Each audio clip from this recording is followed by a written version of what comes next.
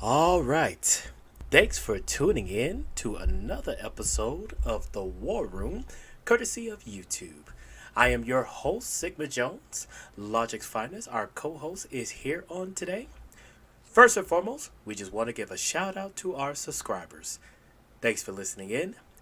Thanks for tuning in. We truly appreciate the love and support. Hope you all are doing well tonight and this morning, depending on where you are in the world.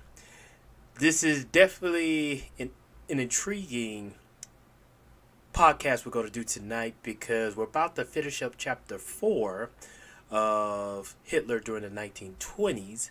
And then going into 2022, we will begin chapter 5. And this will eventually lead up to the Capuch incident. And we definitely going to be kind of setting up the stage for that later on tonight. But before we get started, definitely have to introduce my co-host, the man who can break things down from a microscopic level, none other than Logic's Finest. How you doing on today, sir? I'm good. I'm good. I have to apologize for not getting back to you sooner, man. I have just been. It has been a whirlwind. I was in the States for business for about a month. Went back home to Germany. Was there not even a week. I went to Portugal to take care of some business.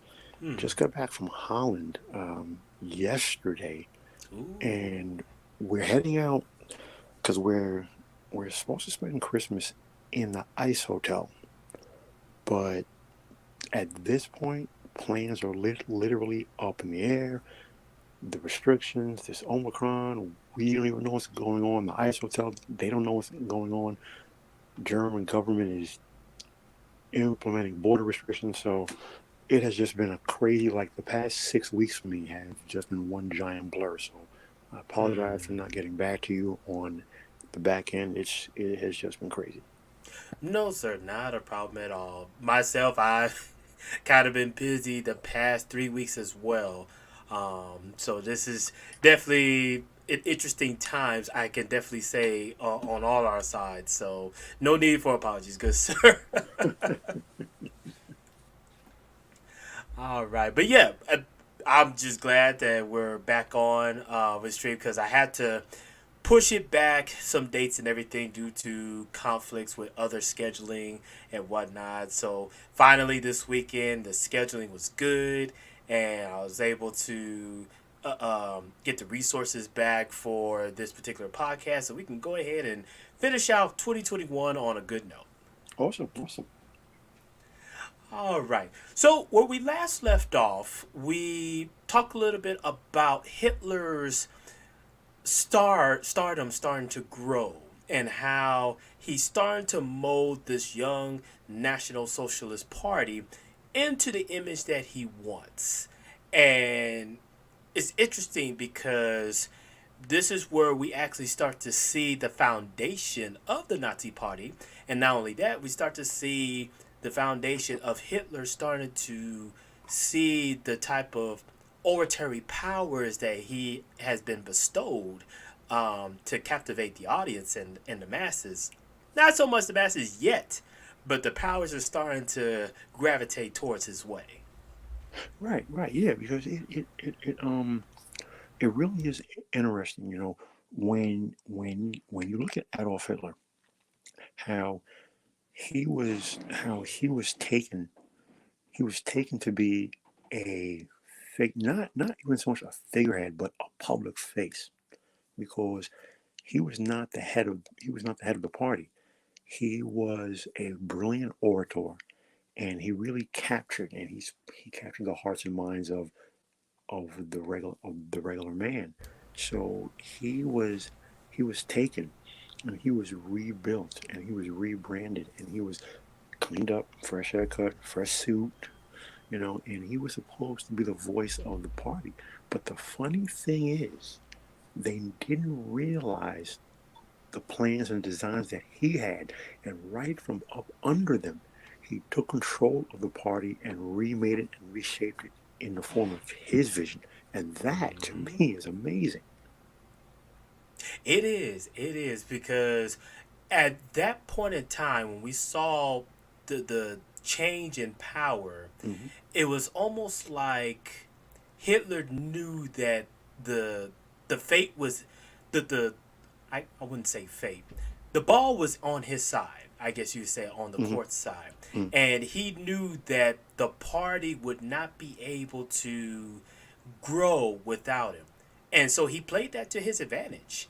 And he utilized that moment to say, hey, I want to have almost autonomous control over this complete party. Yeah. And despite, some resistance beforehand, pretty much unanimously, the other chairman's like, yeah, we'll go ahead and give it to him. Yeah, because he had so brilliantly maneuvered himself in and maneuvered them out. So they were in, he maneuvered them into a position where they could either voice opinion and be out or just tacitly, publicly support him. So he maneuvered them to a position where they had no choice but to go with him or literally have absolutely nothing. I mean, it's really, it is really political brilliance. And I'm glad you brought that up as far as the political brilliance because that's a prime example of how individuals can become the figurehead of these political parties or groups. You have, unfortunately, a lot of the masses feel like the person who becomes a figurehead, he just got there through hard work and dedication, and they saw his dedication to the group and they made him the figurehead. And it's like, maybe in a dream, yes, but there's a lot of manipulation and tactics behind the scenes that a lot of folks who don't know about politics will never understand. Right, exactly, exactly. But see, that's the funny thing because it's when I look at it, there is a difference between there's a difference between elections, which are really nothing more than a popularity contest, and actual statecraft and actual governance of the people. So it's almost as if once you move beyond the popularity contest, now we see the machinations and the backroom dealings. And as the old saying goes, politics makes for strange bedfellows. Because Mm-hmm. what people say, what politicians and leaders say publicly, rarely, rarely matches up with the things that they say and do behind closed doors. Because at the end of the day, history proves politicians and leaders of nations rarely represent the will of the people that they govern. Their primary concern are their own petty self interests, and they do Mm-hmm. just enough to keep the people happy while maintaining their power. Exactly. And I know there's some things going on right now, especially in American politics, that pretty much highlights exactly what you're talking about. But before we go down that rabbit hole, we'll go ahead and get started in our readings for tonight because tonight is actually some pretty short sections, so we'll go ahead and clear those out before we begin chapter 5 on going on to next month in the new year. Okay. So, for our new readers or those who joined the stream, we are reading from the book Adolf Hitler, the definitive biography. We're just about to finish up in chapter 4. We're now going into section 5. So, for those who are interested in reading up on the same book that we're reading today, feel free to check them out over at Amazon.com. And there's even the same book over at BarnesandNobles.com. All right. So we last left off again at chapter 5. And for those who don't know from the last stream, we finished off to where Hitler was giving a speech at the Hofbrauhaus. And it was a very captivating speech to where Hitler had an epiphany and realized that his newfound oratory skills is definitely playing a major role in how he's able to shape the young Nazi party to his own image. And so, Section 5 starts off with this. The brawl at the Hofbrauhaus was evidence to Hitler that success comes to one unafraid to use force. Victory that night brought him and the NSDAP a spat of publicity. But with the rise in membership came a demand among more solid citizens to put an end to such uncivilized behavior. The new Bavarian government was also eager to curb Hitler, but wanted more definite provocation, and in a display of fair play, gave him a pistol permit. His show of force was a symptom of the rising nationalist and Völkisch resentment throughout Germany. Earlier in the year, after Germany rejected the Allied demand for increased war reparations, French and Belgian troops had occupied Duisburg and Dusseldorf as sanctions. 2 months later, the Allies issued an ultimatum for payment of 2 billions annually, along with 25% of the value of all German exports. This was accompanied by a threat to occupy the entire Ruhr. The moderate conservative cabinet answered with resignations, but the Center Party, which now controlled the government, bowed to the Allied demands. This capitulation infuriated nationalists such as Hitler and set off a series of violent acts, including assassinations of Matthias Erzberger, who was not only a leader of the Center Party, but the, quote, criminal who signed the armistice. The assassins were hailed as heroes by many of those Germans calling for law and order. Before the end of the 1921, before the end of 1921, nationalists had new cause for wrath when the League of Nations announced that Poland was to receive that part of Upper Silesia where 4/5 of the mines and heavy industries were located. Winter and the steady deflation of the mark with its attendant hardships aggravated German discontent. On Easter Sunday, 1922, the atmosphere of violence was heightened by Foreign Minister Walther Rathenau's startling turn to the east. He signed a treaty with the Soviet Union at Rapallo. Anti-Bolshevists like Hitler were incensed, not realizing the benefits of such an alliance to their own cause of a resurgent Reich. They ignored the fact that this emergence of Germany from political isolation was a severe blow to the Western Allies. So here we see, and we have talked about this before, that the Allied nations started requesting more reparations from an already hyperinflated Germany. And with this caused a lot of political uprising, a lot of assassinations, attempted assassinations, a lot of violence. And it's to be expected when you have a country that is already down in the dumps, barely trying to get by with some sort of economics, and you have other countries like, hey, we're going to increase our demands of the war reparations that's already draining your economy. And you don't expect any violence to come from that? Exactly. That's why when people ask me, um, when I say that personally, I see the United States following down the same exact path as the Weimar Republic. And people then say, well, okay, I want to see who is going to be the next guy after Trump, who is going to be the guy to to be like the Hitler-like figure. And my this is why my response is, well, America is not at this point that we're looking at right now.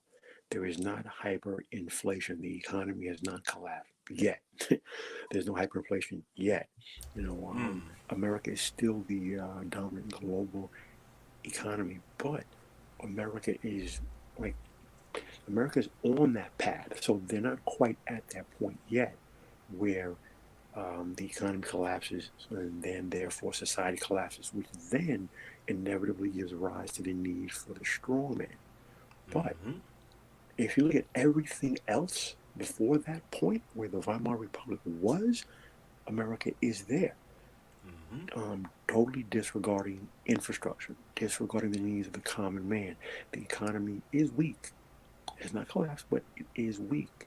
And there is inflation, and you have employment concerns, and the social issues. The Oh yeah. social issues, a myriad of which we don't even have to name.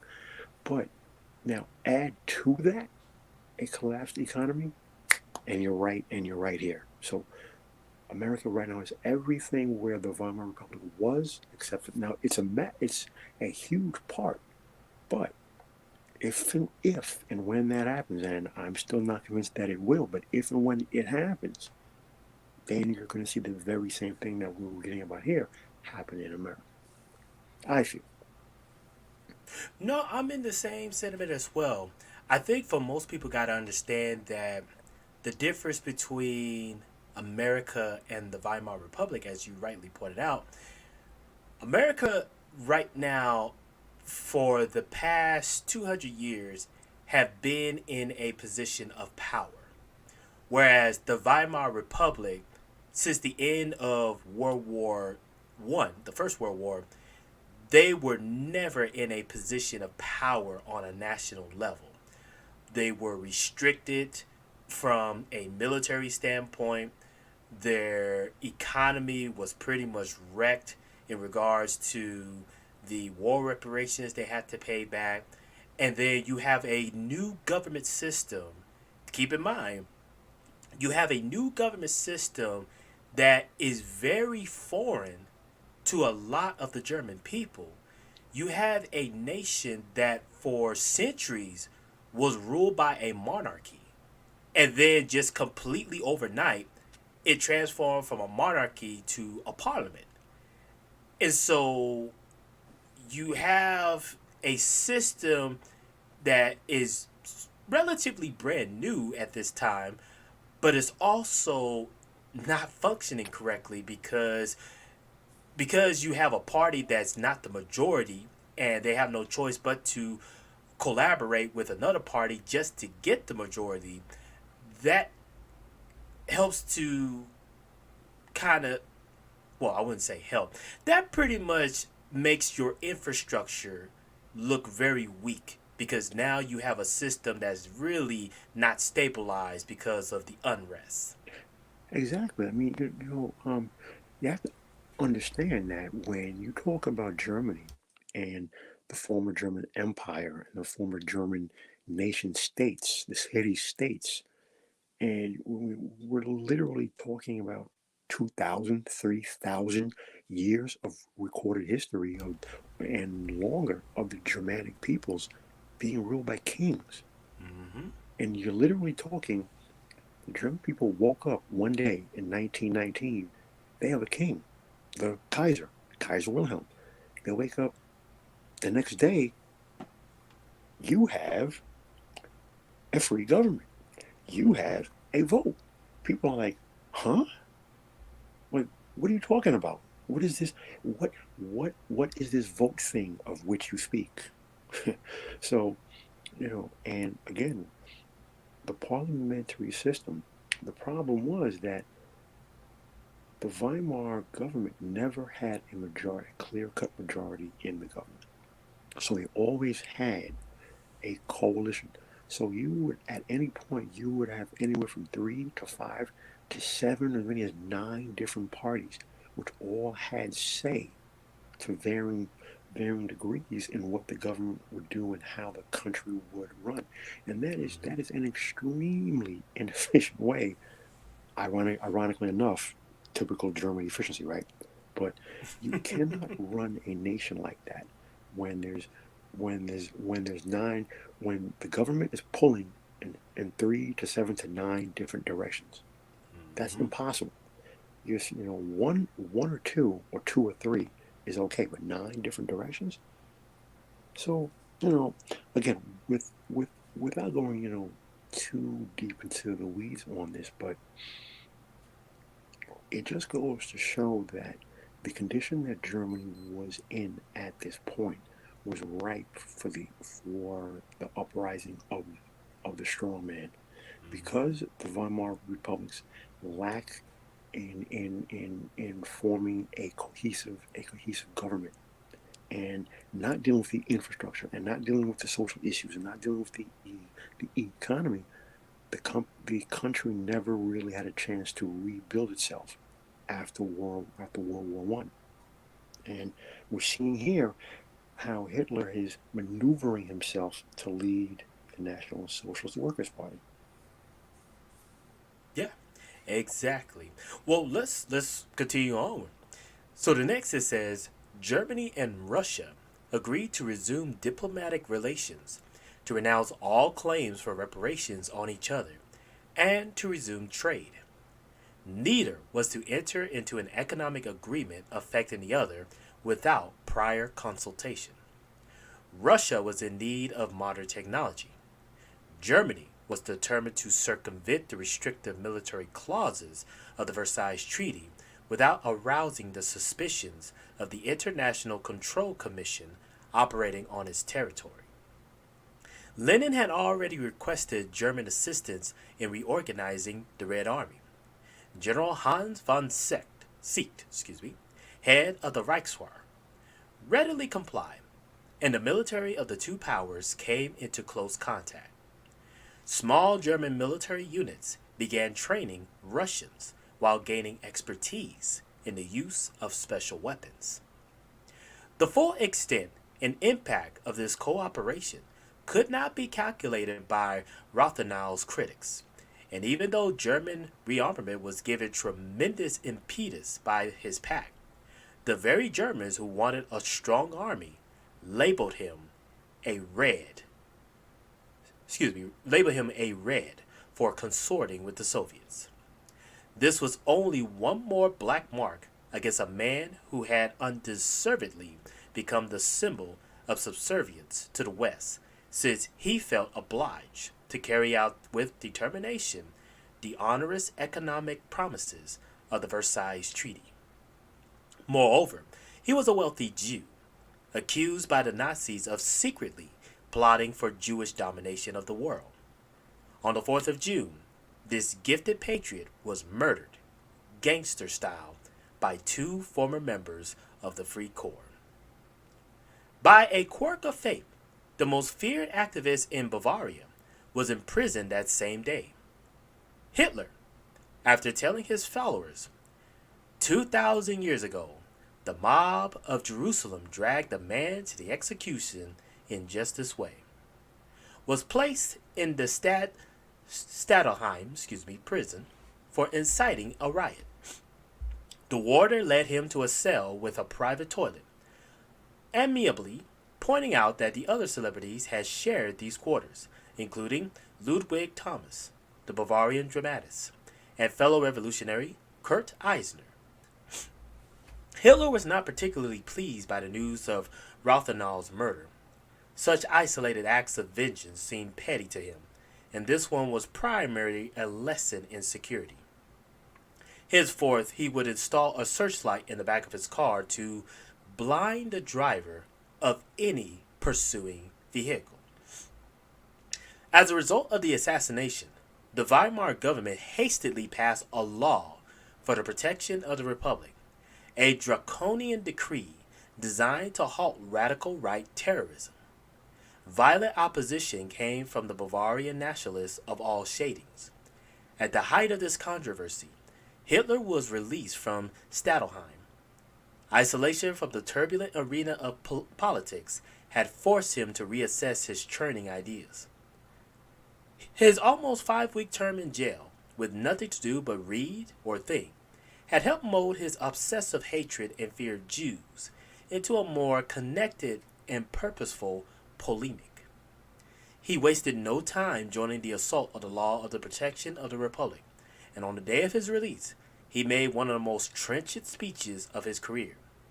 Entitled Free State or Slavery, its apparent target was the new law, but in fact was a lethal denunciation of Jews and their insidious plan to conquer the world.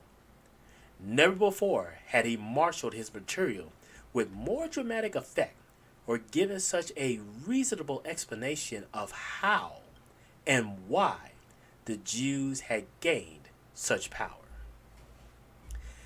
Now, what I find interesting is how we're seeing, at least here in America, we are seeing similar patterns of what they called back then the Red Scare. And how, because of the fears of the extreme right, that there are now laws being put in place to kind of curb this extremism. And I just find it interesting that, you would think people would have learned this lesson after seeing it being repeated numerous times. But again, those who don't study history are doomed to repeat it. Yeah, so the same exact way that in the 1800s, the Irish were called the next coming scourge, and then it was the Italians in the 20s and 20s and 30s, and then it was, ironically enough, it was black people during the 40s and 50s, and then it was Spanish people. But they managed to turn that around. But the funny thing is this, right? So you see how Hitler was trying to create this propaganda, Mm-hmm. because the protocols of the learned elders of Zion has finally been debunked as a propaganda story. It's Mm-hmm. false. But never let never never let the truth get in the way of a good national agenda, right? Um, Oh yeah. Oh yeah. but one of the lessons here, that what stands out to me about Rather now, um, on the one hand, I can see where he's coming from. His mindset was capitulate to the Treaty of Versailles, and try to deal with it as best we can to forge a way forward. I think that history history should have judged him a little less harshly. Mm-hmm. I feel that trying to take a nationalist point of view, I think that he was wrong. In that, I think he should have taken more of a stance of, well, we can't go for this because you're trying to render us an irrelevant state for the next 100 years. The same exact way that France did to Haiti, but I digress. So again, if you look at it from that standpoint, I can understand Hitler's mindset. However, I think that it's clear that he let his personal hatred of Jewish people cloud his judgment, but then he also recognized the opportunity to create propaganda. See, I reject the notion that he was just a blind, hateful person who was just some Mm-mm. rabid dog. Nope. It's clear to me, yes, he hated Jews, clearly. But again, never missing the opportunity to use propaganda to achieve his goals. Exactly. And I'm the same way with that because clearly in the past streams we have looked into this biography, you can see that Hitler, as he as soon as he joined the party, Mhm. he was already making calculated moves. And Right, to me, a person who has a blind hatred usually makes a lot of mistakes no matter what they do right. because they're going off of emotions. But we could clearly see here Hitler definitely did not let his true hatred get in the way. He's able to put it aside Hmm. and make calculated moves that later on would help to build up, so to speak, his same hatred. To me, that is an individual. You can say whatever you want about him as far as his beliefs and all, but that is definitely an individual who was no dummy and knew exactly how to move about. Exactly. He was not a blind rabid dog. Now, funny enough, another person who we did cover earlier in 2021, El Duce, Mm-hmm. Benito Mussolini. He was a blind rabid dog. Adolf was not. He was calculating. He was precise. He wasn't very smart. He wasn't very intelligent, and he never went to war college. He made a lot of military mistakes, and he did make the most emotional choice in starting the war 5 years too soon. Be that Mm-hmm. as it may, leading up to 1939, from 19 from the 1920s all the way up to 1939, he made very clear, precise, calculated moves. Everything Mm-hmm. that he did, because what often gets missed, he rebuilt Germany. He put everyone back to work. He rebuilt the country, rearmed the country, did a complete 180 on the economy and the quality of life for all Germans, and rearmed and rebuilt the military. They needed 5 more years. However, his political maneuverings to put himself at the head of the party and to continue his propaganda campaign against Jewish people. We can have the moral argument, but to to follow what Thomas Sowell said about Ronald Reagan, taking a step back, forgetting the moral implications, what he did as far as how he systematically and targetedly accomplished his actions and his goals. You have to give credit on that matter where credit is due.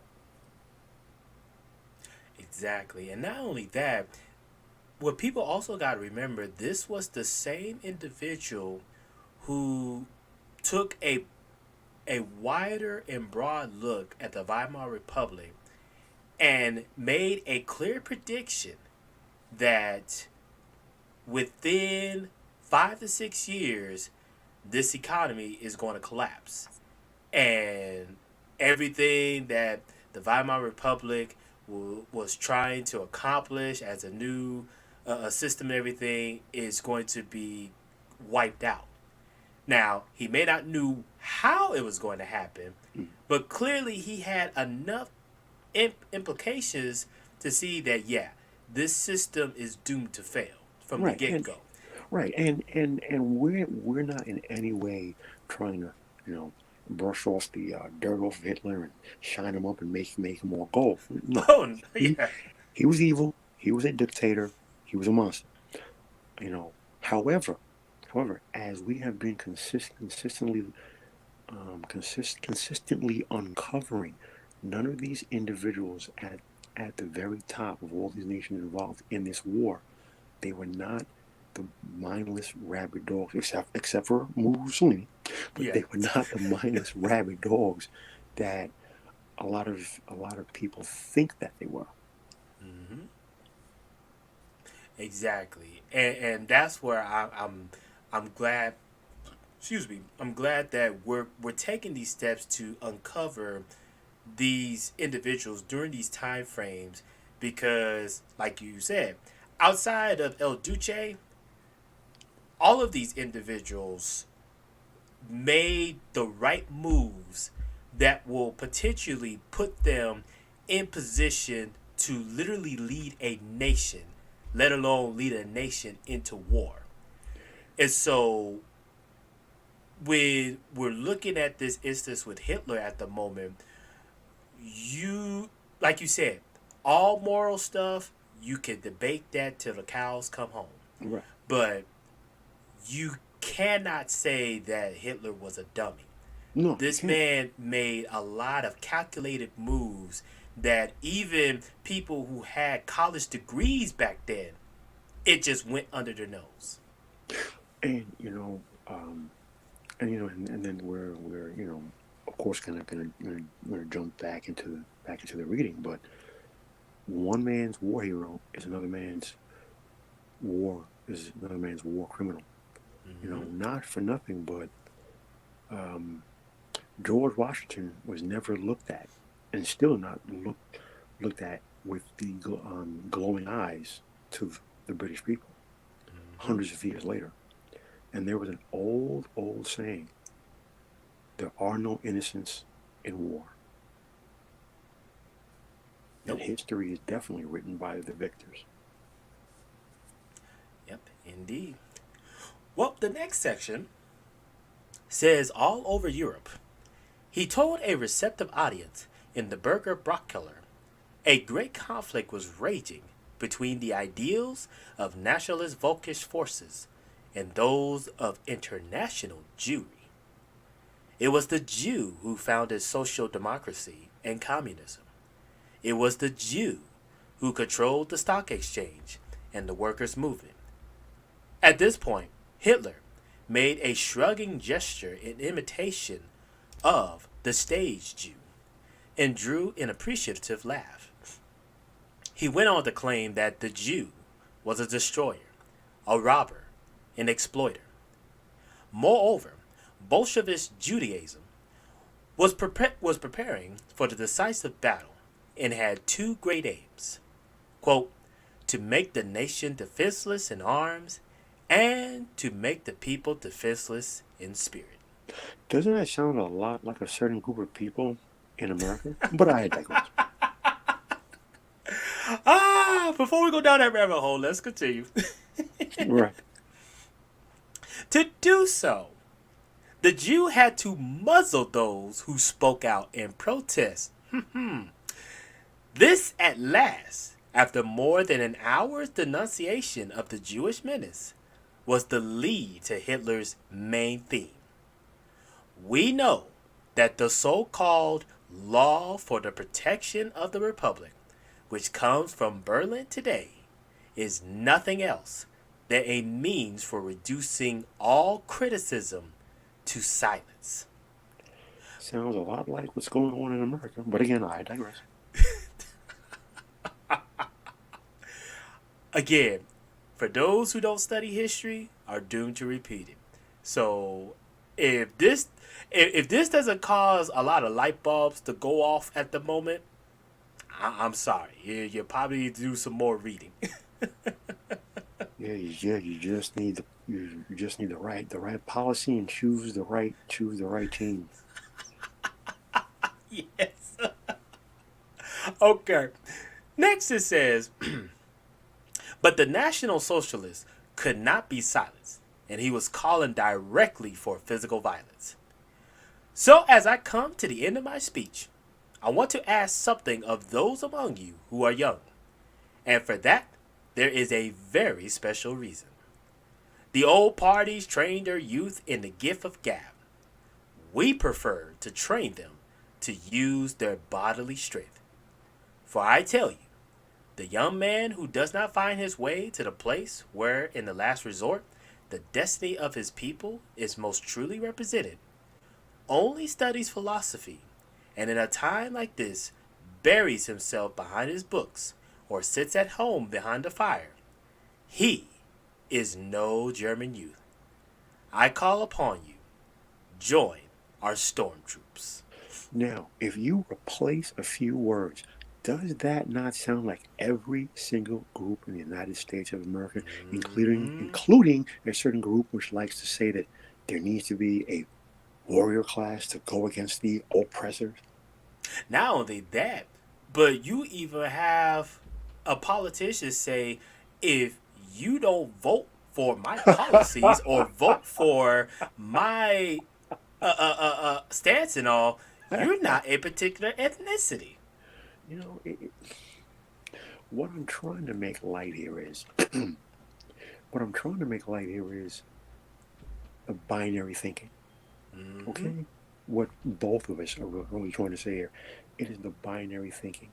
And when you are stuck on binary thinking, your actions and your thoughts are controlled and dictated by others. They know exactly Mm-hmm. what you're going to say, what you're going to do, and how you think because they are shaping what you're thinking, what you're saying, and what you're doing because you are stuck in the box of binary thinking. This side. that side, this team, that team. It, it does not work that way unless you elevate your thinking. You're not thinking. You are nothing more than a human version of Pavlov's experiment. You are Mhm. exhibiting a pre-programmed response to a predetermined stimuli. Exactly. And that's the problem when a person has to divulge to binary thinking. To them, it's either black or white. You either black or you're white. Nothing in between. And Even no, though, and even no, though we're not talking reality. skin color. No, well, unfortunately, some people may take that the wrong way. But again, even that shows binary thinking Exactly. because I'm giving a more broader sense of how people do binary thinking. This has nothing to do with skin color. But when a person is too focused on their surroundings and is too focused on there could be either A or B, there's a saying in Japanese martial arts that says if you are easily provoked, you are Yes. easily controlled. Exactly. Mm, absolutely. And that saying has many different permutations across many different cultures around the globe. But that's why when I first started hearing this term, oh what triggers you? Um, Nothing. No, something has to make you trigger to set you off. Well, no, because at the end of the day, I'm responsible for my actions and my Mm-hmm. thoughts. So I am choosing a response to something that someone has said or done. That's not them. That's on me. Because anything anything that you hate controls you. Anyone Mm-hmm. or any words that upset you or get you quote unquote triggered, they they control you because now you're being emotional, which leads to binary thinking. Everything is either on or off, yes or no. You're either with me or uh, against me. There's only two ways to look at everything in life, and that binary thinking: on off, yes, no, up, down, left, right. You're stuck in a box, and you cannot elevate your thinking. And the problem is, since a lot of people are emotional and they're stuck in their binary thinking, and everything dovetails out from that, and that's what sticks out for me from this passage that you just read, because you literally only have to replace 4 or 5 words in this entire Mm-hmm. speech that Hitler gave, and it is the same speech and is every bit as relevant today in 2021 for every single group across the United States of America. Nothing changes because it is designed to appeal to emotions and binary thinking. Exactly. And one thing I kind of noticed in that last sentence, Mm. with Hitler saying how, if you bury yourself in the books and sits at home by the fire and all is concerned with philosophy and everything, you're not a true German youth. I, I see that as like, as you rightly pointed out, that's a powerful shaming tactic Mm. because you try to force an individual to now, if he's caught doing that, it brings internal shame because now, unless that individual has a better sense of self mastery and can see these tactics through the the the tactics that they are psychology and everything, Mm. it can easily get a person trapped in that binary thinking.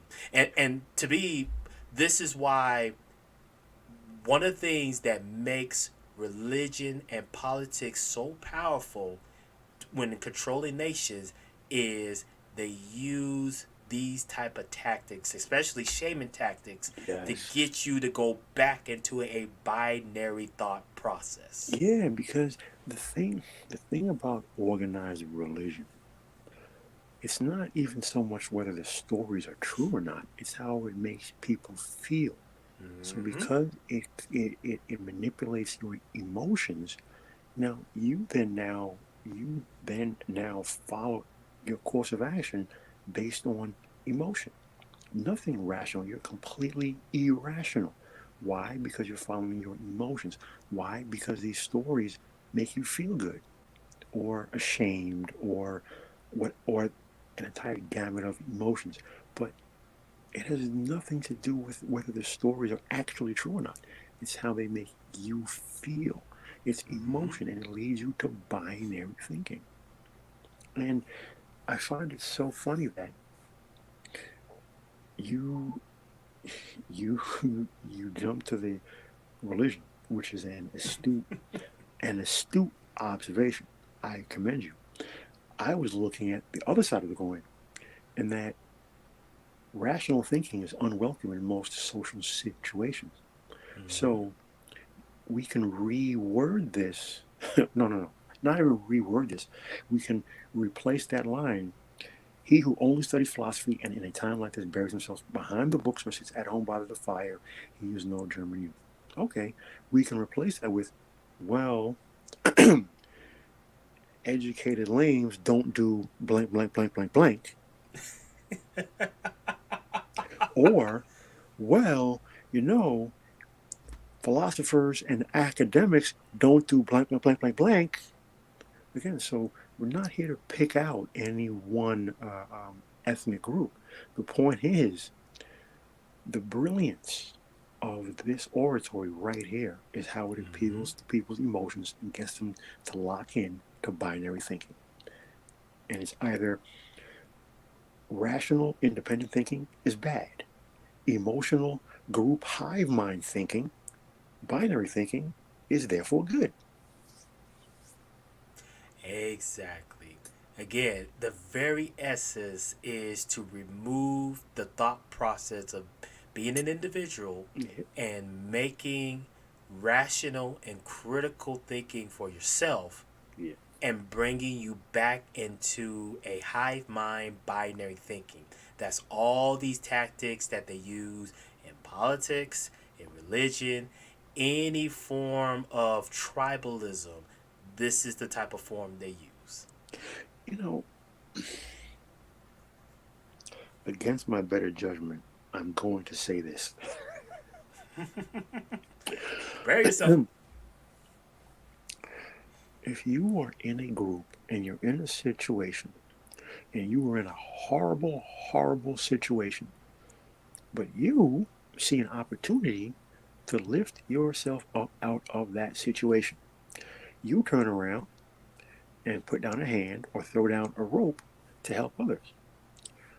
They don't want you to do that. They want you to stop and reach back down and dangle and use both of your hands to pull themselves up while they hang and dangle and do absolutely nothing to help themselves, Yep. and will attack you for you simply saying, well, nobody helped me. I climbed up out by myself. At the very least, I've thrown you a rope so you can do the same as I did. How is that a bad thing? But I digress. As I'll go with that. Exactly. And shout out to JJ Wilson. Happy holidays to you, sir. Okay. Next it says, he warned that their lot would be hard, with nothing to win and everything to lose. He who today fights on our side cannot win great laurels. Far less can he win great material goods. It is more likely that he will end up in jail. He who today is leader must be an idealist, if only for the reason that he leads those against whom it would seem that everything has conspired. His call to sacrifice and idealism sent the audience into ecstasy. In the following 2 weeks, Hitler continued to assail the new law, and on August the 16th, he was the star performer at a mass demonstration on the Königsplatz. It had been called by the United Fatherland Leagues, and every patriotic society in Munich was expected to join in a combined protest against Weimar's decree. Before the arrival of Hitler and his group, there was little excitement. Then came the sound of a stirring march from two brass bands, and finally the sight of marching men all wearing swastika armbands. There were 6 columns of them carrying 15 National Socialist flags. In minutes, the square became jammed with about 50,000 excited, expectant people. As Adolf Hitler stepped up to the platform, there was little applause. He stood silent for a moment. Then he began to speak, quietly and ingratiatingly at first, recalled Kurt Ludek, an ardent nationalist who was seeing Hitler for the first time. Before long, his voice had risen to a harsh shriek that gave an extraordinary effect of an intensity of feeling. He seemed to be the only one more fanatic, a threatening, beseeching figure with small hands and intense, steel blue eyes. But, before he knew it, Ludwig fell under Hitler's spell. As if hypnotized, he suddenly saw the fanatic turn into a patriot hero, another Luther. His appeal to German manhood was like a call to arms, the gospel he preached, a sacred truth. Hitler had gained another uncritical convert. That evening, Ludwig heard Hitler again, this time at the Circus Krone. Once more, Ludwig was transfixed. After the speech, he was introduced to the speaker, who was disheveled and perspiring.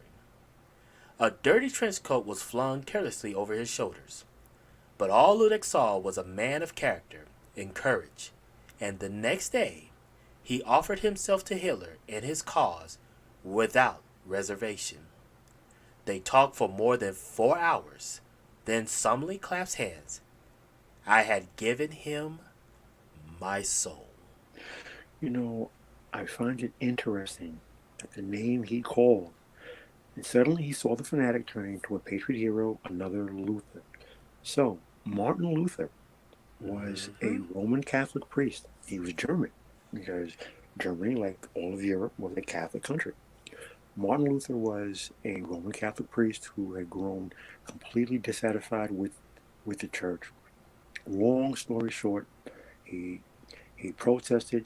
He put up a long list of Demands and right and grievances that he had against the church.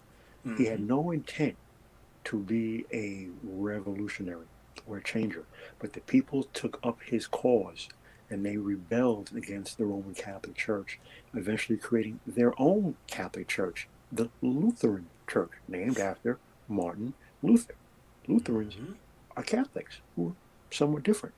And in other Mm-hmm. countries, they became Protestant because they were protesting against the Vatican and the Roman Catholic Church. But if you pronounce that Mm-hmm. word differently, Protestant becomes Protestant. Protestants. Now, I find it of interest because while I was reading this, I was looking through some videos one of my partners had sent me. New York City has elected a new mayor. And every time I would watch the videos and watch this man speak, I'm thinking, is this guy a pastor? I mean, every single speech, it's like, wait, am I looking at a politician, a mayor of the largest city in America giving a press conference, or am I looking at a pastor in the pulpit? So I'm, I'm like, oh my goodness, this is the man that New York City has elected to be next mayor. I'm like, God help us. But when I was reading this passage, that's what was going through my mind, and then it blows my mind that Ludica said that Hitler reminded him of another Martin Luther. And Mm-hmm. again, the passage that we were just speaking about a few minutes ago was how brilliant orators, which Adolf Hitler was, they tap into your emotions. And once they do that, they and trap you into binary thinking. Exactly. And the thing is, year after year, decades after decades, we see this same type of skills play out on the masses.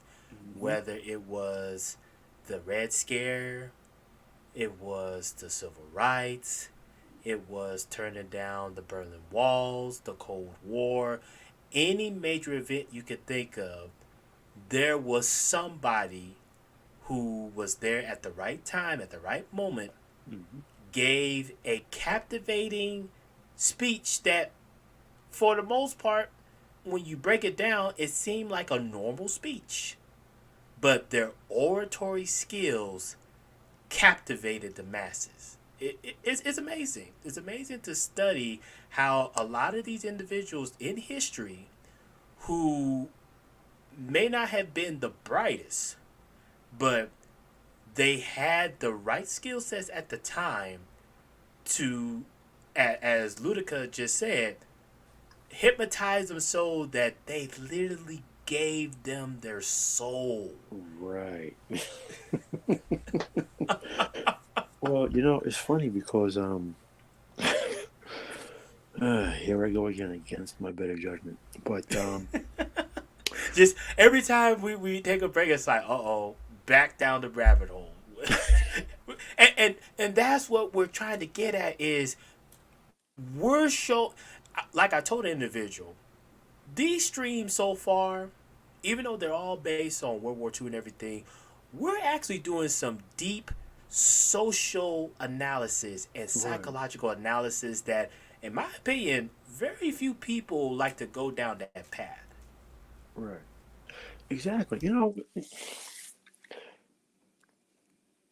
When you control, it is difficult to control a man's mind outright. However, you just come through the back door. If you control his emotions, the emotions will override his mind unless he has the proper self control and self mastery. Mm-hmm. And unfortunately, most people don't. They will go to their grave thinking that they do, lying to themselves that they do, when in reality, they don't. I mean, history proves that. So when you are so enamored of oratory skills that when someone comes along and their profession is literally smoke and mirrors, Mm-hmm. their profession is literally smoke and mirrors, appearances. That's it. Zero substance, all smoke and mirrors. But they so appeal to your emotions, you drop down and worship the ground that this person walks on. Apologies, Mm-hmm. because they understand how to appeal to your emotions. So once they get your emotions, all rational thinking has left the building. So now you convince yourself that you're thinking when all you are doing is you are another human Pavlov experiment. You are exhibiting a predetermined response to a pre-programmed stimuli. Exactly. And this is where, before I get too deep down the rabbit hole, but if the average man was very rational thinking and less emotional, politicians and pastors would be out of a job. But I digress. I digress. Overnight. So, Overnight. Remember, rational thinking is unwelcome in most social situations. Who is it that people hate the most? The person who's boring and the person who ends the fun with rational thinking. bingo. It's all about the feel good. If you can make a person feel good, they're putty in your hand. And that's all the politicians and pastors do. That's all they Exactly. do. Yeah. If you could summarize it, that's all they do. If they can get to your emotions, they can get into your pocket And and anything else. But let's move on. took the words right out of my mouth. So we're in the last section of chapter 4. It says, out of the controversy, over the law up for the protection of the Republic and the widening split between Weimar and Bavaria came plans for another coup d'etat.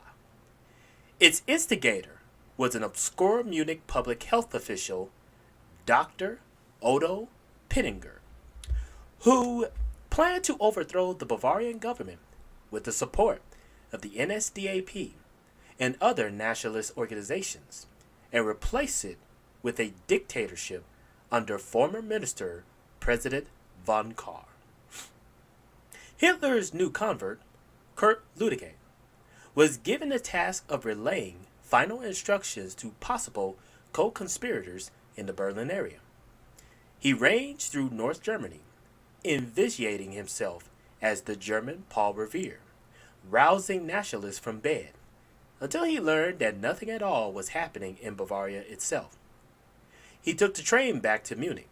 It was late September 1922, and drove at once to Pittinger's headquarters, where the doctor was just emerging. "Is this the coup d'etat?" said Lüdecke accusingly. But Pittinger, looking very haughty in his goggles, ignored him and sped off in a Mercedes for a vacation in the Alps. His uprising had fizzled out. Only the National Socialists were ready to march, and their leader had been forced to go into hiding. Lüdecke found Hitler in a shabby attic room, his only companions a large dog, and Graf, his bodyguard. "I was ready. My men were ready," he angrily told Lüdecke. "From now on, I go my way alone." Even if not a soul followed, he would go it alone. No more Pittingers, no more fatherland societies, One party, one single party. These gentlemen, these counts and generals, they won't do anything. I shall. I alone. Earlier that year, Hitler had confessed to Arthur Moeller van den Broek, who was writing a book called The Third Reich. "You have everything I lack. You create the spiritual framework for Germany's reconstruction. I am but a drummer and an assembler. Let us work together." Envisioning a nationalistic socialist corporate state, Moeller refused Hitler's offer, then told a colleague, "That fellow will never grasp it. I would rather commit suicide than see such a man in office." So already, we are now starting to see the groundworks for a coup to happen. And I find it interesting because between Germany and even Japan, which later on we'll get into it, the 1920s and the 1930s for these two particular countries were years of attempted coups. And I find it interesting. I can understand from Germany's side because something had to be done about the infrastructure, about the economy, the war reparations and everything.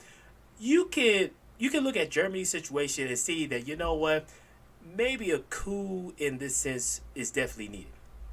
But then in Japan's case, it was truly just being completely radical. They were already a stabilized nation. They were already had a better economy compared to Germany. However, during this time frame, their economy was driven by a true, at the time, democratic system. And the military was like, nah, we're going to take this over. We're going to run it the way we want to run it.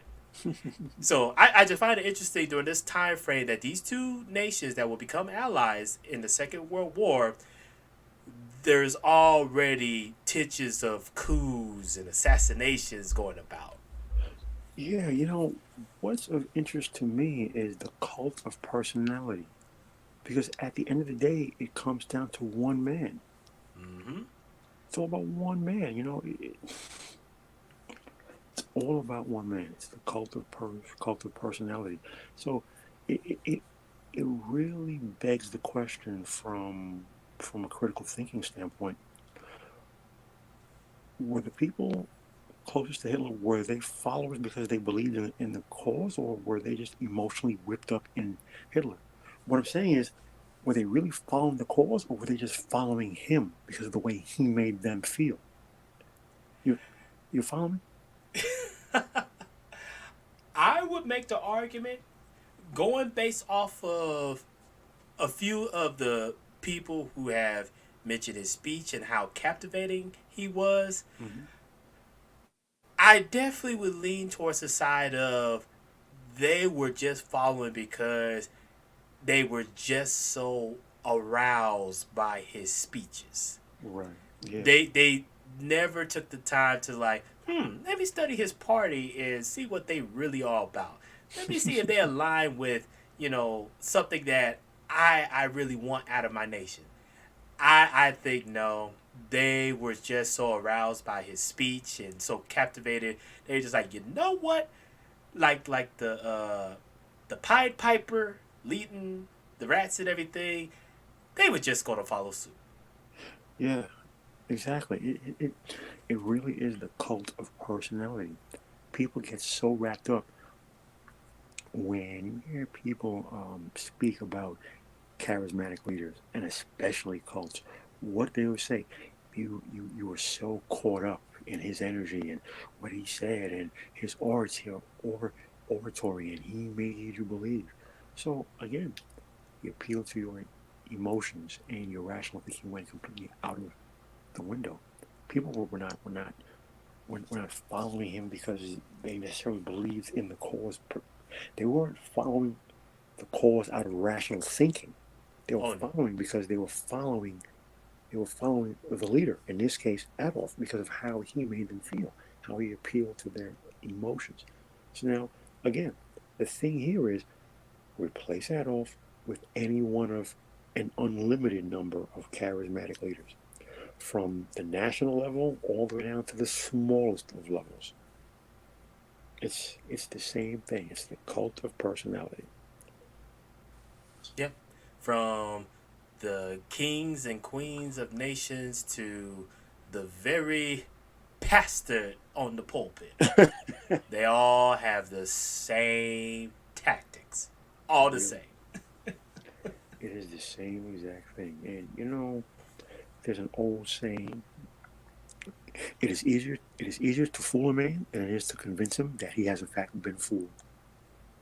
The same way, it is easier to it is easier to control a man's emotions and get him and lock him into binary thinking than it is to convince him that he's exhibiting binary thinking.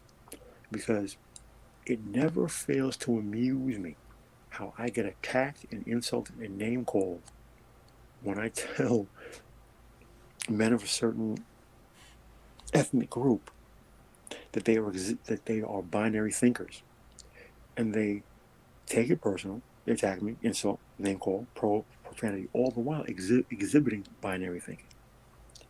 But Exactly. And I've witnessed that too because not once, because first off, you just make a statement as broad as could be.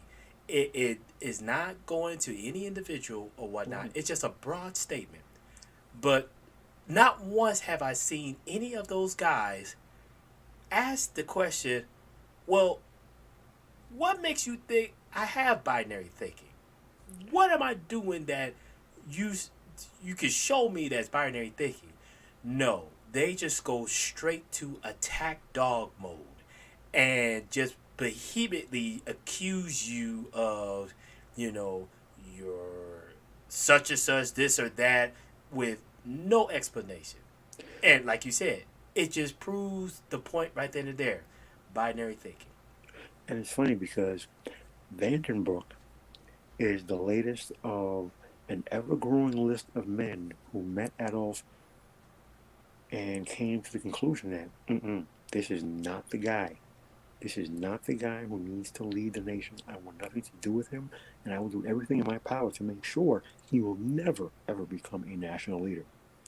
Because those were the few rational thinkers who were not exhibiting binary thinking. And ultimately, each and every one paid the price. And it's funny how we were talking about how Hitler claimed to be upset about Rathenau's death, but Hmm. when he was elected Chancellor of Germany, came the Gestapo, came the Hmm. SS.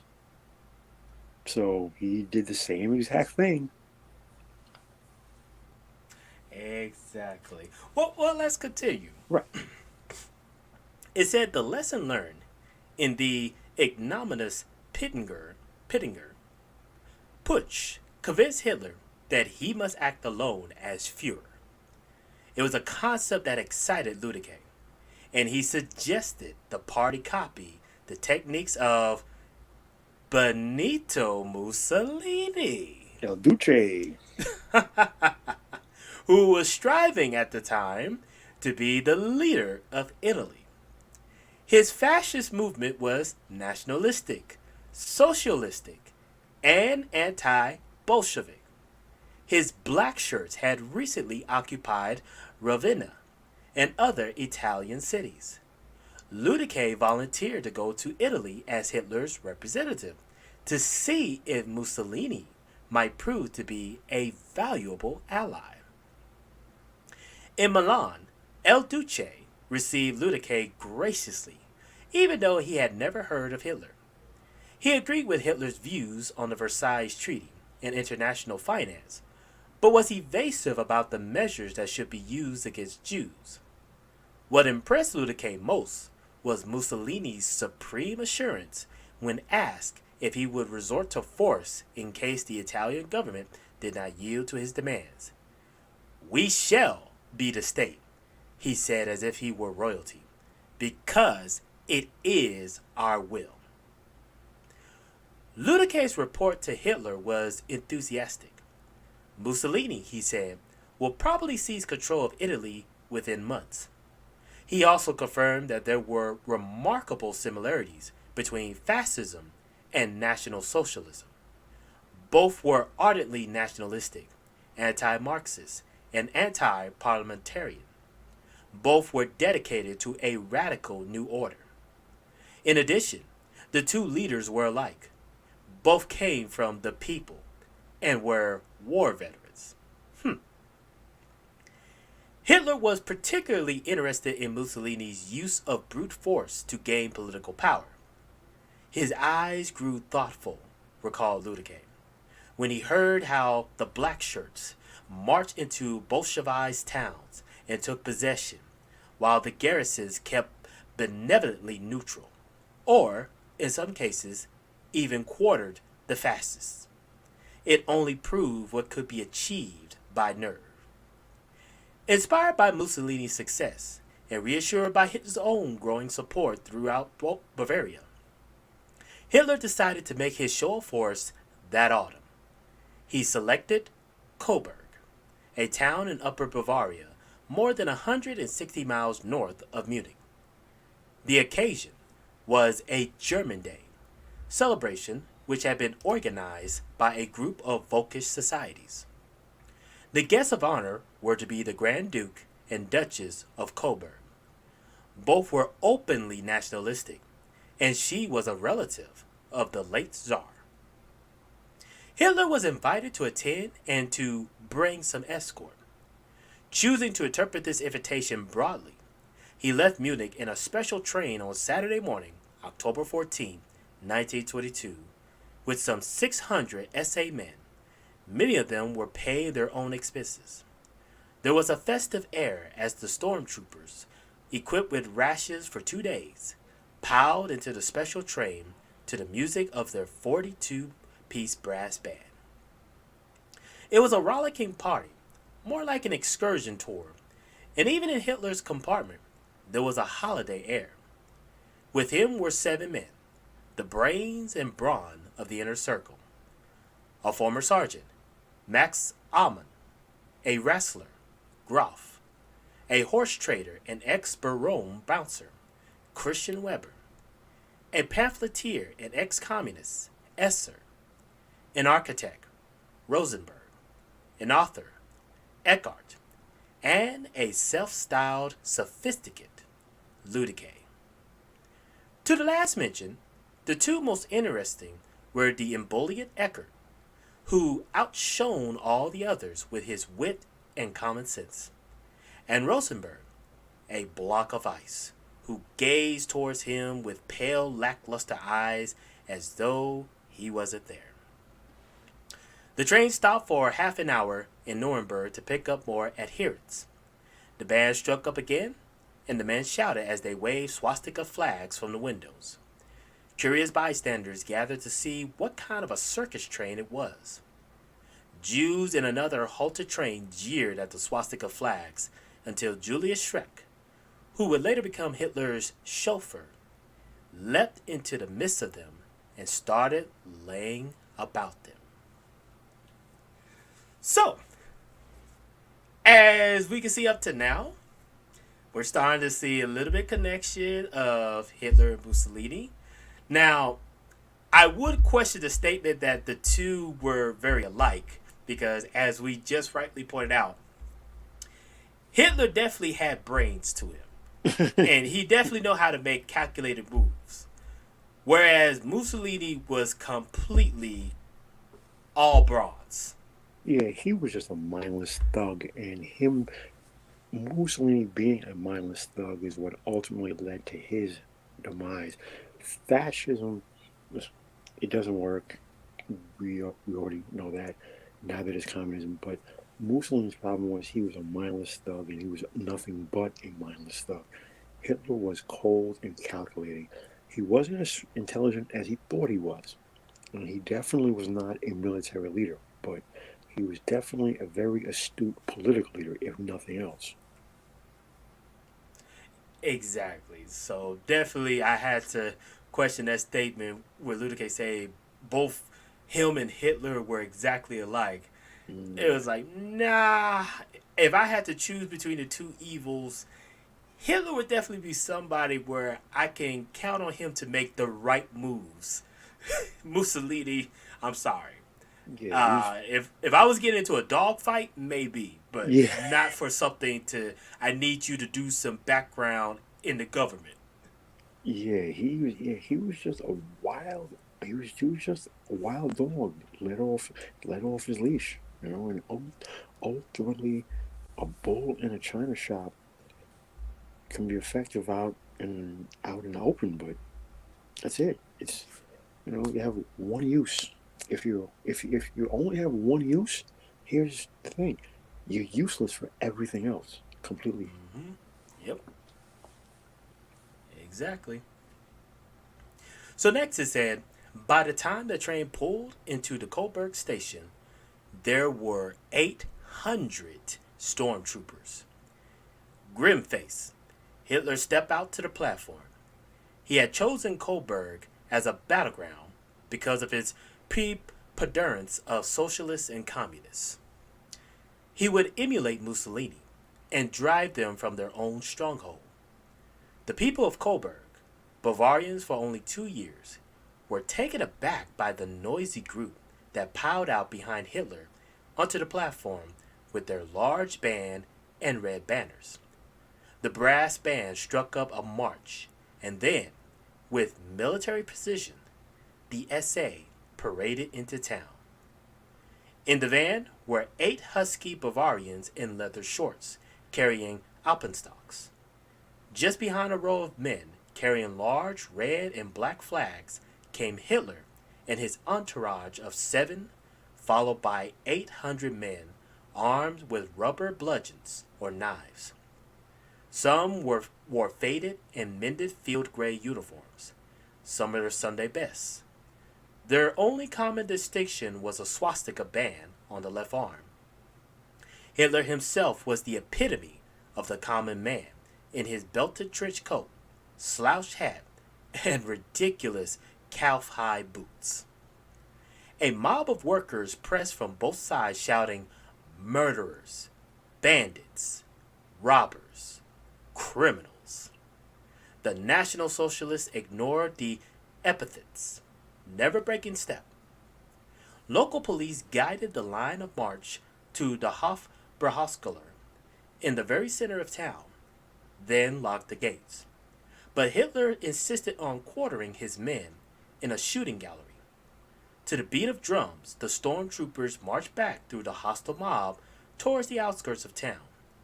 As cobblestones began to fly at the columns, Hitler signaled with a wave of his whip, and his men turned on the attackers with their bludgeons. The crowd fell back, and the stormtroopers continued their march, strutting like soldiers after their first battle. One of the proudest was the bon vivant Ludique, who felt as if he had been finally accepted by the rank and file. Seeing that one brawls as well in an English suit as in shoddy clothes, they forgave me my tailor. The following Sunday, the leftists called a mass demonstration to throw out the Nazis. 10,000 protesters were expected to collect at the square, but the size of the opposition only spurred Hitler to defiance. Resolved to dispose of the Red Terror for good, he ordered the SA, whose ranks had grown to almost 1,500, to march on the fortress of Coburg by way of the square. At noon, the stormtroopers, with Hitler in the lead, paraded into the center of the city, but there were only a few hundred demonstrators at the square. Yesterday, the citizens had stood on the sidewalks watching the SA pass by with silent disapproval. Today, hundreds of imperial flags hung from the windows and friendly crowds lined the way, cheering the National Socialists with their strange emblem. Today, they were heroes. They had ended red domination of the Coburg alleys and streets. Excuse me. That's typical of your bourgeois world, Hitler remarked to the men marching at his side. Cowards at the moment of danger, boasters afterwards. Coburg proved to Hitler that he and his SA could emulate Mussolini.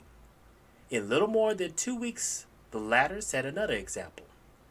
On the 28th of October, El Duce's black shirts marched into Rome. He took the train and seized control of Italy. 4 days later, Esser, in his usual role as introducer of the Führer, dramatically announced at the banquet hall of the Hofbrauhaus, Germany's Mussolini is called Hitler. Yeah. So there's that. So there's that. Listen, I have always said, and as you know, I've always said, there is nothing wrong with nationalism. Okay, that's called patriotism. It's called national pride. Mm-hmm. There's a thing called the Olympics every 4 years, World Cup, World Championships. Everyone, there's nothing wrong with nationalism. The problem is when it's taken to an extreme. Whatever that extreme may be, extremism is a bad thing in whatever form it is, or whatever that extremism is. Hitler and Mussolini and every dictator, they understand, because as someone who studies military history and who loves World War II history, but I also study military leaders and a lot of political leaders throughout time. Nationalism is one of the many uniting themes. Leaders understand that because what? Nationalism appeals to emotions. And once you appeal to emotions, you can lock people into binary thinking.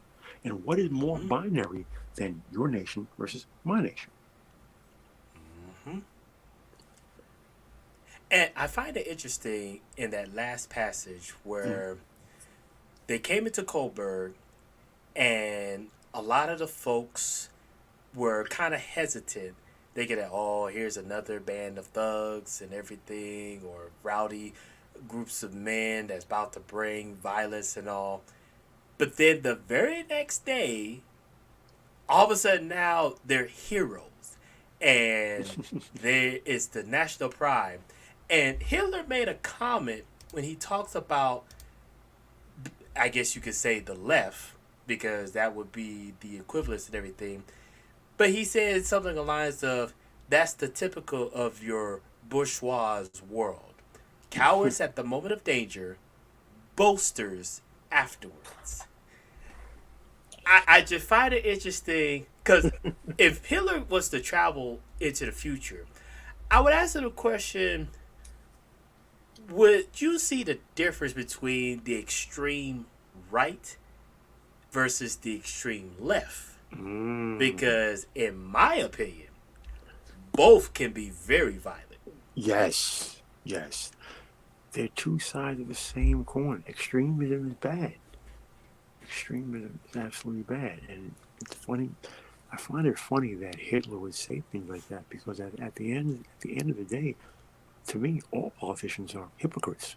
They're all of them Mm-hmm. because they say one thing in the public, but yet their actions and their words behind closed doors, when they get exposed, they rarely match up. So politicians love to accuse each other of doing the same exact things that they themselves do. And it is the idiots and the morons who believe that stuff. Case in point, there was one Alexandria Ocasio Cortez who was dumber than a bag of rocks. To me, she is the same as Cardi B, dumber than a bag of rocks. And Alexandria Ocasio Cortez, AOC, is not from the Bronx. She is from a neighborhood in what we call upstate New York called Yorktown Heights. I have a friend, a personal friend who lives in Yorktown Heights. I have been to his house numerous times. Yorktown Heights is an upper middle class neighborhood. Upper middle class neighborhoods. You you have to have money to live in Yorktown Heights. That's where she's from. It's from Yorktown Heights. So she grew up in Yorktown Heights. She may have worked in the Bronx, but that's because apparently her father left her mom, so that her mom had to start working because she was a stay-at-home mom. But we don't want to go into that whole social thing. So, but my point is, people in the Bronx have had their emotions manipulated. So now, oh, she's from the Bronx. Oh, she's a poor working girl. Have any one of you morons ever stopped and researched where Yorktown Heights is? It's not in the Bronx. It is not in New York City. It's up in Westchester County. I know Yorktown Heights. So the point that I'm just trying to say Mm. is that politicians, they're all hypocrites. They're all liars. When they're not kissing babies, they're stealing their lollipops. And they accuse each other of all kinds of inhumanism and rampant debauchery, but each and every one of them are doing the same exact things. You know, I'm glad you brought that up because it's interesting. Right before the stream, Mm-hmm. I had a chance to talk with my pops and everything. Mm-hmm. And I guess the biggest news of the day is there's this senator by the name of Manchani, whoever. Mm-hmm. He said that he's going to vote no for the Build Back Better bill, whatever this bill they're talking about going through. And I'm listening to my pops, and he's like, "Yeah, that senator. He claims to be a Democrat and all, but he's really just an insider for Trump and supporters of Trump."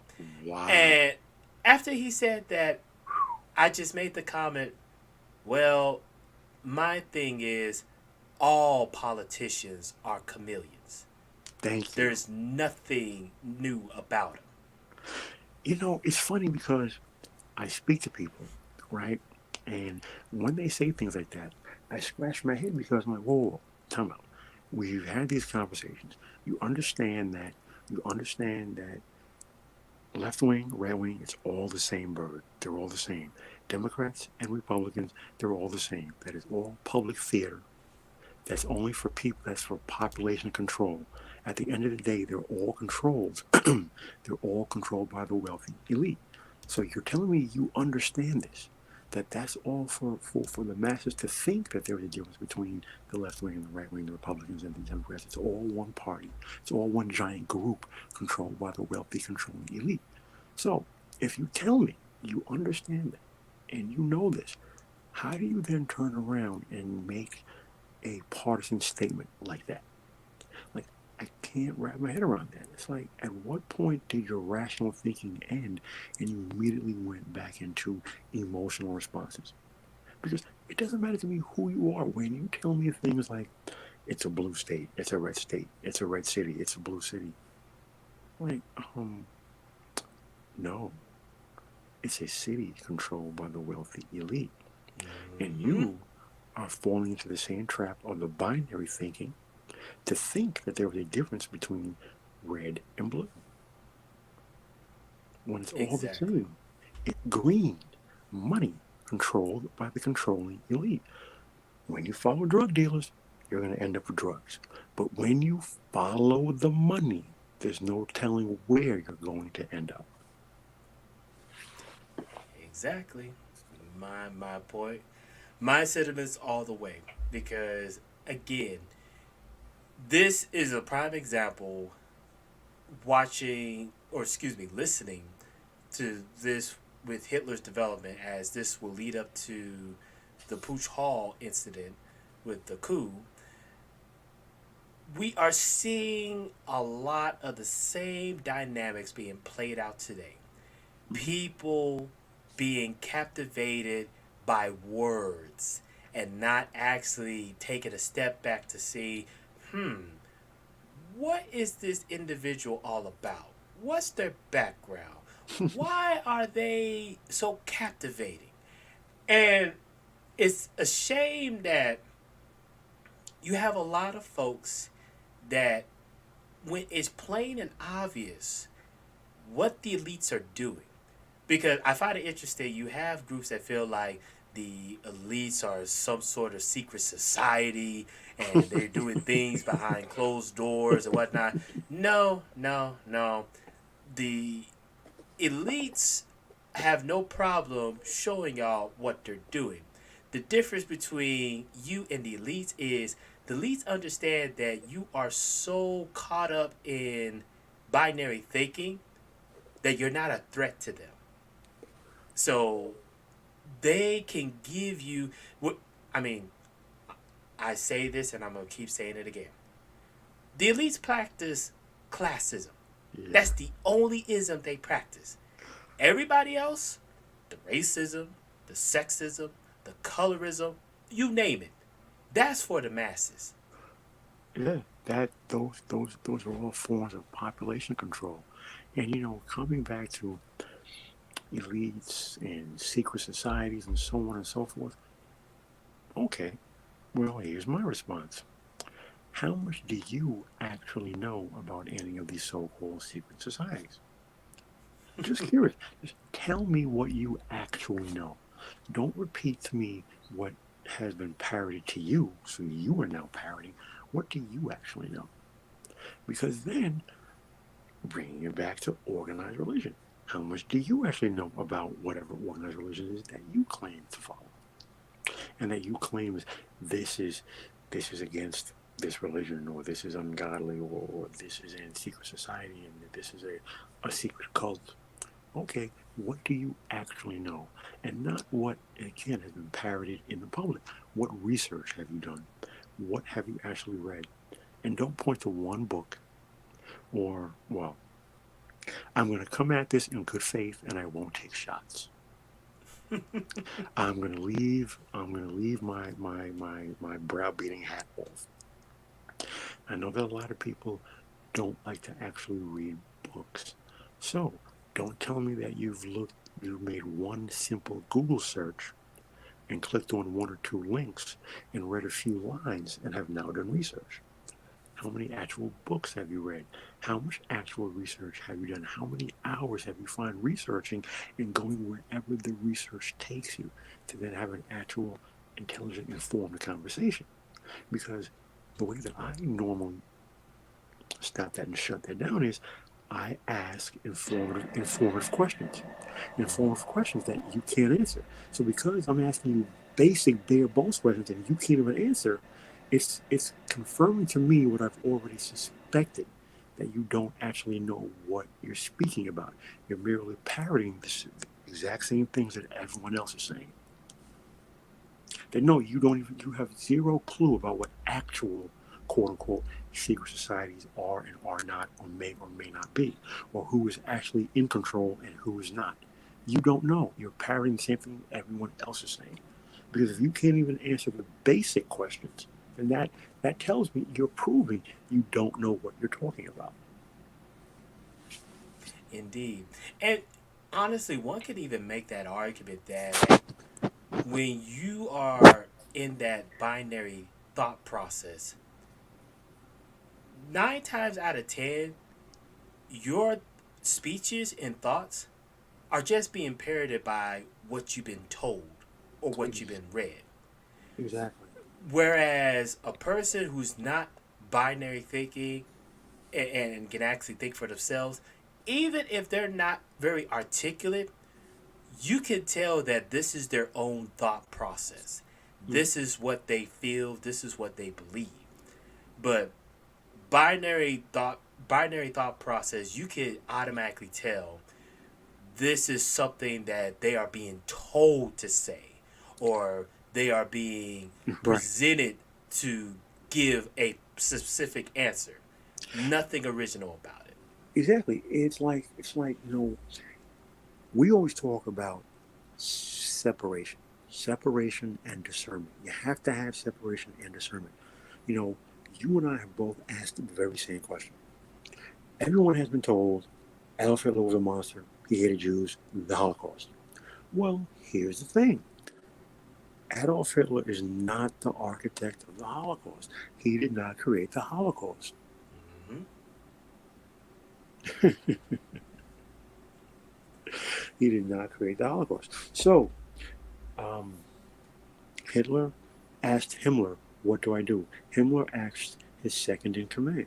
His second in command created created the Holocaust, created the logistics, the complete plan from top to bottom, how it would operate, where it would function, and what would happen.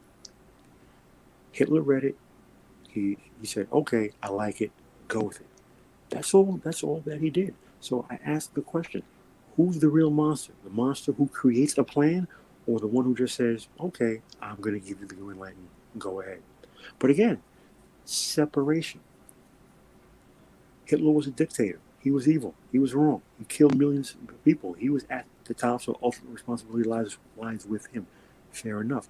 But one should have the clear, coherent thinking to separate those actions from everything that he did to rebuild the country and his political maneuverings before the 1932 election. Because we're going to show, and we have shown, you have to have separation and discernment. Because Mm-hmm. everything that you've been told is not always true. And that's why to the victors go the spoils, and history is written by the victors. Because everyone everyone just knows in the bottom of their core Adolf Hitler is the most evil man to walk the face of the planet, and he was the scourge of the 20th century. Really? Last time I checked, 6 million Jewish people died during the German Holocaust. The last time I checked, Stalin murdered 25 million of his own people. Mao Zedong murdered 100 million of his own people. Mm-hmm. That's all I'm saying. You have to have discernment, and you have to research. You cannot just go off of emotion and parrot things that other people tell you, because then your your emotions and your thought processes are being controlled by others. So the question that one has to ask is, who benefits by having your thought processes and your actions controlled? And that goes along with follow the money. Yep. Indeed. Can't go wrong there. So that wraps up the last chapter, chapter 4 of this book. And also, this wraps up the last podcast for the year 2021. So, my good sir, Logic Finders, what are your final thoughts not only on this last chapter, but also your final thoughts so far, the war room for this year? Well, listen, as as we've always said from day one, um, there was a certain topic and a certain group and a certain ethnicity, certain social topics and commentary. You will not find that here. So if that's what you've come here to find, you're sorely disappointed. So let's just get that right out of the way, right off the top. As far as the war, we continue to show how things actually happen. That even things that you may have been told in history books are inaccurate, and some are just false because no one bothers to do any of the actual in-depth research. And clear, coherent thinking is really welcome in most social situations. And from 2020 into 2021 and now going into 2022, history continues to repeat itself. People are not learning the lessons of history, and there is nothing new under the sun. And even this quote unquote pandemic, whatever some people want to call it, their words, not mine.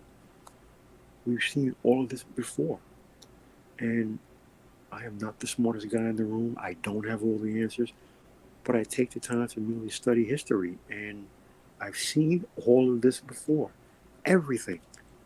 And everything that I thought would happen since March of 2020, it has happened. And all I've done is study history. History has repeated itself and it continues to repeat itself. And people don't learn. Indeed, indeed. Before we go, Hood Conservative asks, have we discussed the transfer agreement? Right now, Hood Conservative, we're in the 1920s of Germany, so that conversation actually won't be brought up until, at the very least, we get into the 40s, because that's when the supposed agreement happened. Um, we'll circle back to talk about that a little bit later on. But right now, we're just focused on the 1920s, and sure, to kind of reiterate what Logic Finding is saying, this this has been a deep dive into social engineering and human psychology. It's an anthropologist's dream. Yes, that very much an anthropologist tree because we are really seeing how countries, despite whatever background um, they come from and all, they yeah, the human dynamics of these countries is interesting. Hood Conservative asks, how about Weimar Germany? I've seen some very fascinating documentaries. Well, Hood Conservative, we actually have on this channel, we actually Three. have three streams where we talked about the Weimar Republic and its development. So I welcome you to go through our playlist. We have those particular streams and we talk about them in depth. And Yeah, we'll definitely talk more about them in depth going on. yeah. We have actually.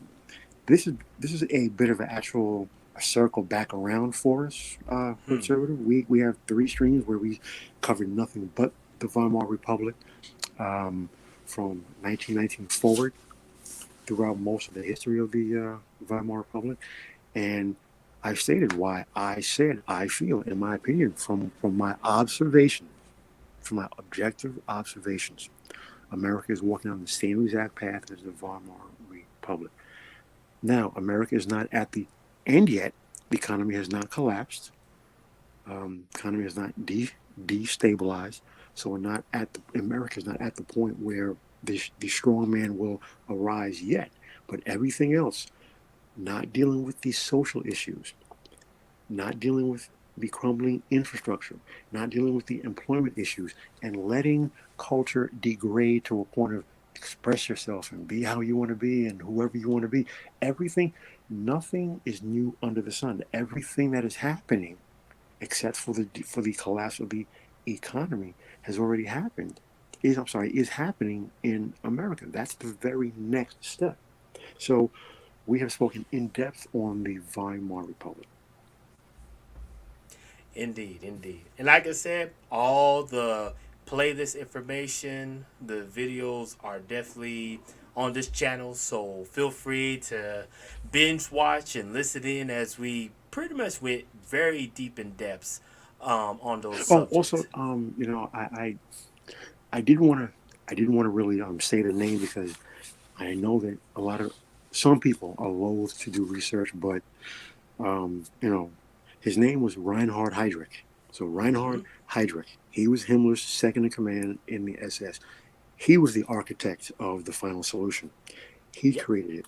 And at the Wannsee conference, he outlined the actual logistics for it.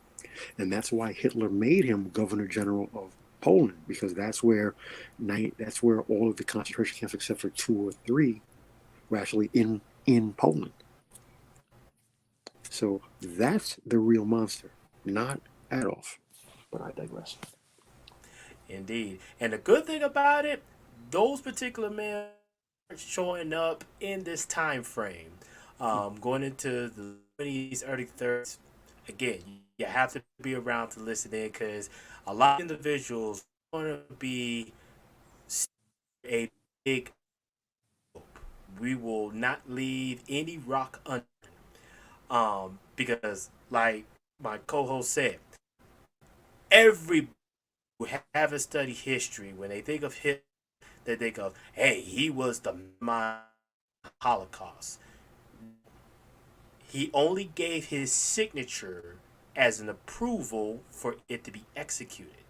He was the one that actually came up with the. And so this is where people definitely have to do some diving and research to understand what we're talking about. Because you do the research, all of this will be foreign to you. And believe me, I Also, know because there's a lot of folks when I pick up these topics, these subjects, they look at me like, "Oh, I didn't know about that. Oh, I didn't hear about that." I have, I've had Jewish people come up to me personally during conversations. You would have been dead in Germany. Hitler hated you. Whoop, whoop, stop, time out, time out. That is categorically untrue. That is Mm-hmm. categorically untrue. Now, Hitler did not have a love for black people. He saw black people as second class humans. He, however, had no issue other than that with black people. Black people in Nazi Germany were allowed to own businesses, and some Mm-hmm. owned businesses. And there was one, only one, but one regiment in the Wehrmacht made up of black people. Hitler had plans to economically and to industrialize Africa for the benefit of continental Europe. Again, he said he saw black people as second class citizens, but he did not want to exterminate and kill or hate black people the way he did Jewish people. So that is categorically untrue. But again, history is written by the victors. And people want to believe that they don't do any of the actual research and look at any of the things that Hitler actually said and actually did. And people, again, like to parrot things that they've heard without doing any research. Jesse Owens, in his own words, wrote Mm-hmm. that Hitler, after the Berlin Olympics, after leaving the stadium, he came up to him and shook his hand and offered congratulations. And Jesse Owens said, one, he was not expecting that. Two, Adolf was sincere in his congratulations to him. And three, he was treated better by Nazi Germans and Adolf than he was in his native United States of America. So And again, I say all of these things for discernment, for separation, and for doing actual research. Because when you uncover these things, it puts things in a much different light. and not only that, just to add icing on the cake, even after that exchange, when Jesse Owens went back home, there was no parade. There was no acknowledgement from the President of the United States. They just treated him like he did nothing. But Hitler sent this man a special medal, not the gold medal from the Olympics. He sent Jesse Owens a special medal for his accomplishments at the Olympics. As we covered in one of our past streams about Franklin Delano Roosevelt, people love to talk about the Tuskegee Airmen. The Tuskegee Airmen were the brainchild of Eleanor Roosevelt. She Mm-hmm. made that happen through the force of her sheer will. The generals of the U.S. Army were dead set against it, but you can't say no to the first lady. Mm-hmm. You And can't say no rumor to the has first lady. She and literally made it happen.